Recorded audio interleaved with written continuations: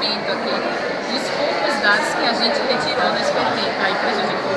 A gente reduziu a equação do logaritmo natural para transformar ela numa função linear, numa equação de primeiro grau. Aí a gente colocou onde o ln de g vai ser igual ao coeficiente de interceptação. E o coeficiente de inclinação, de acordo com aquela propriedadezinha do logaritmo, vai descer, porque aqui está ao quadrado, ele vai descer para cá, e aqui vai passar a somar. Essa parte aqui que a gente fez, a gravidade, a aceleração da gravidade daqui nesse outro aqui, vai corresponder a um número natural elevado ao coeficiente de interceptação.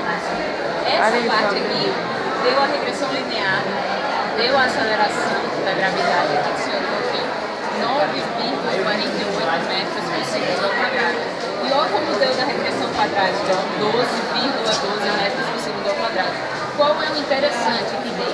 A gravidade, a gente conhece ela por 9,8 metros por segundo ao quadrado e 10 metros por segundo ao quadrado. Isso daqui ainda é estranho, 12,12, 9,48.